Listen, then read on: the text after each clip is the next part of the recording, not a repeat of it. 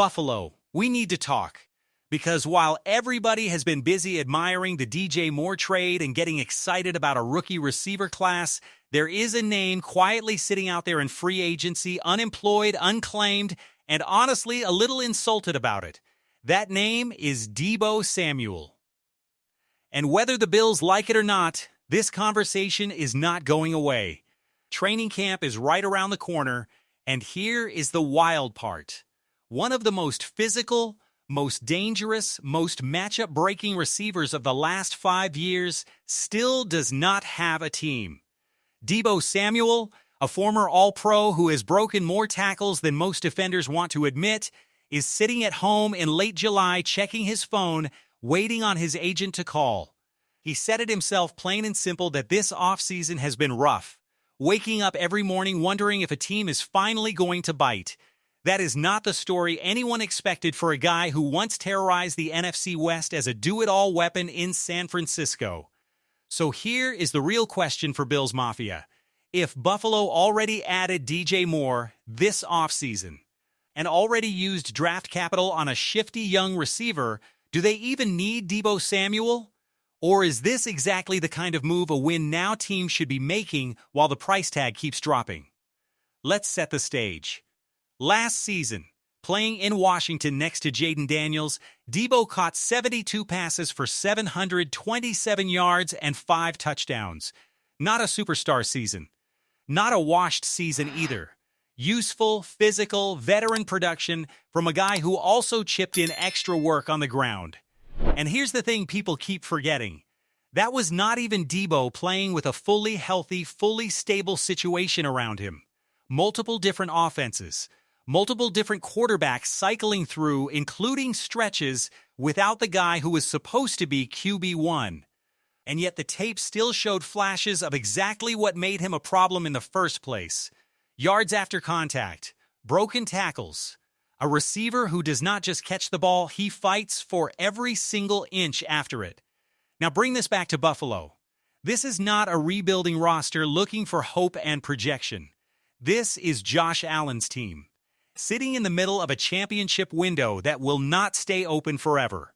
Every single season right now feels like the one. And when you are building around a quarterback playing at an MVP level year after year, you cannot keep filling every hole with maybes.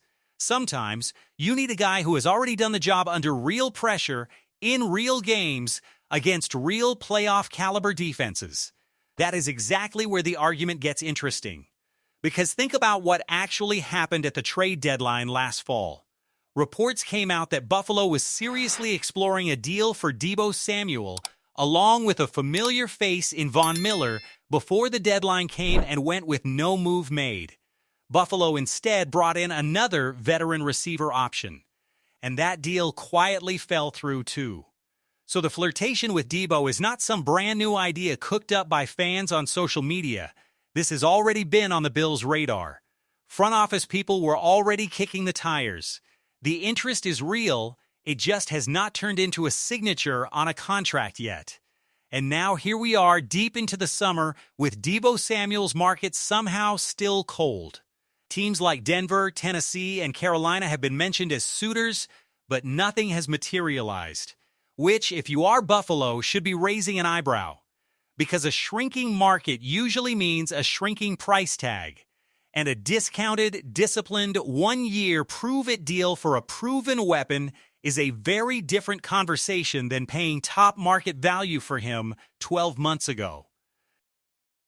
Let's talk fit, because this is where the real debate lives. Deebo Samuel is not walking into Buffalo expecting to be the number one option. DJ Moore already holds that role, and he is not losing it. Khalil Shakir is the steady, high-floor possession piece even while he works his way back from off-season ankle surgery. Dalton Kincaid attacks the middle of the field. James Cook stresses linebackers out of the backfield. So where does Deebo fit into all of that? He becomes the extra problem. The chess piece nobody wants to guess correctly before the snap. Is he getting the jet sweep? Is he coming across in motion? Is he sneaking out into the flat after selling a block? That hesitation, That half second of confusion from a defense is exactly the kind of gift that a quarterback like Josh Allen knows how to punish. This is where the fan debate gets loud, and honestly, it is a fair fight on both sides. On one hand, you have people pointing at rookies and younger receivers on the roster and saying, why pay for an aging veteran when you can develop a cheaper, younger option who might already be trending toward that same production? It is a fair point. Teams fall in love with proven names all the time and end up blocking younger talent that never gets its real shot. Just look around the league. Multiple teams have made the same move, drafting a promising young receiver and then still going out and signing a proven veteran anyway. Because coaches trust experience over hope when the games start to matter.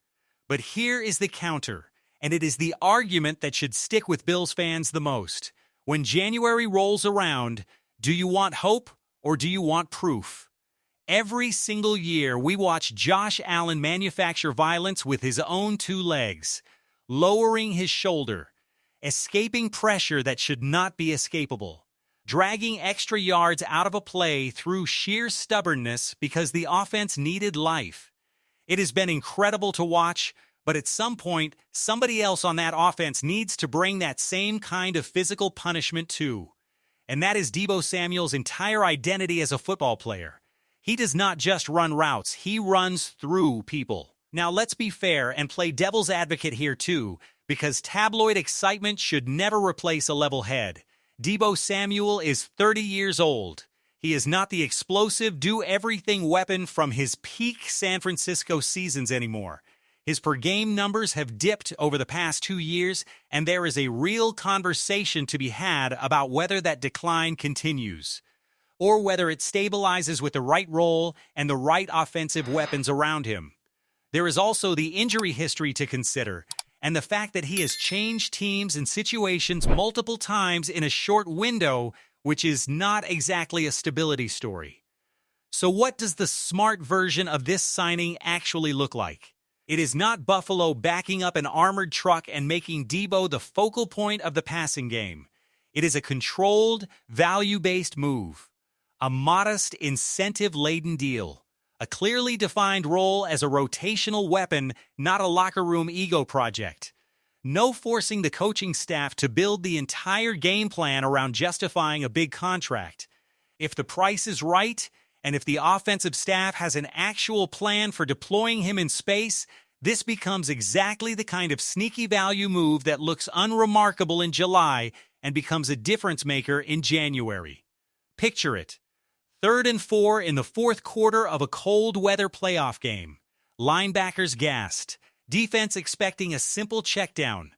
Instead, Josh Allen fires a quick throw to Deebo Samuel, who turns a routine 5-yard gain into a broken tackle, chain-moving first down.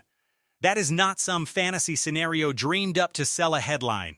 That is the exact skill set that has defined his entire career, and it is precisely the kind of dirty, physical drive extending football that separates teams who talk about championships from teams who actually win them. Would overpaying for a declining veteran be a mistake?